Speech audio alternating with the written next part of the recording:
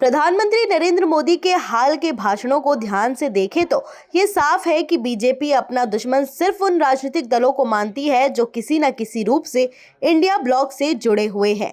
ममता बनर्जी ने भले ही कांग्रेस के साथ गठबंधन ना किया हो, लेकिन वो अब भी बीजेपी के निशाने पर बनी हुई है। लेकिन जो पार्टियां इंडिया ब्लॉक से पूरी तरह से बाहर है, बीजेपी उन्हें अपना दोस्त दल मानकर चल रही है। और इस सूची में सबसे ऊपर तो उड़ीसा के मुख्यमंत्री नवीन पटनायक के बीजू जनता दल के ही नाम सामने नजर आ रहे हैं। लेकिन क्यों, आइए बताते हैं। महीने भर पहले प्रधानमंत्री नरेंद्र मोदी के नवीन पटनायक को मेरे मित्र कहकर संबोधित किए जाने के बाद तो चर्चा हो ही रही थी।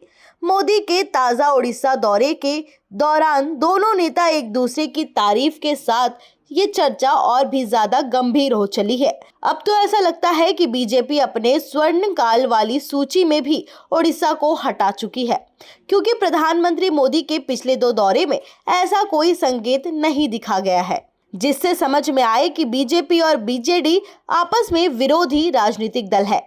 बीजेपी के स्वर्ण काल की चर्चा पहली बार 2019 के आम चुनाव से पहले सुनाई दी थी। 2017 के यूपी विधानसभा चुनाव के बाद बीजेपी की राष्ट्रीय कार्यकारिणी बैठक भुवनेश्वर में आयोजित की गई थी। चुनावी राज्यों में बीजेपी तैयारियों के मद्देनजर हाल फिलहाल ऐसे ही कार्यकारिणी बैठक की बुलाती रहती है। कार्यकारिणी की बैठक के बाद बीजेपी नेता रविशंकर प्रसाद ने तब स्वर्णकाल को लेकर अमित शाह का नजरिया पेश किया था। अमित शाह ने कार्यकारिणी में कहा था कि लोग कहते हैं कि ये भाजपा का स्वर्णिम काल है। मैं कहता हूँ स्वर्णिम समय तब आएगा जब केरल, बंगाल, ओडिशा सभी राज्यों में भाजपा की ही सरकार होगी। देखा जाए तो केरल और बंगाल को लेकर तो बीजेपी वैसे ही तत्पर है, लेकिन ओडिशा में स्टैंड काफी हद तक बदल चुका है।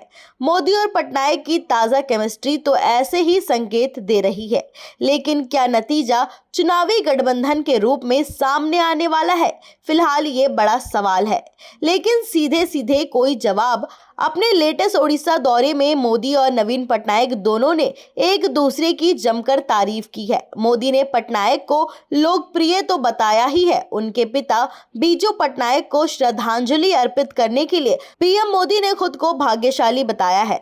और बदले में नवीन पटनायक कहते हैं प्रधानमंत्री ने भारत के लिए एक नई दिशा निर्धारित की है और ओडिशा के विकास में भी योगदान दिया है। भला अब क्या चाहिए? ऐसी बातें तो मोदी के बिहार दौरे में नीतीश कुमार के मुंह से भी नहीं सुनने को मिलती। हाल फिलहाल तो नीतीश कुमार बस एक ही बात कह रहे हैं, अब कहीं नहीं जाएंगे, अब यहीं रहेंगे। इस खबर पर आपकी क्या राय है? हमें कमेंट करके जरूर बताइए।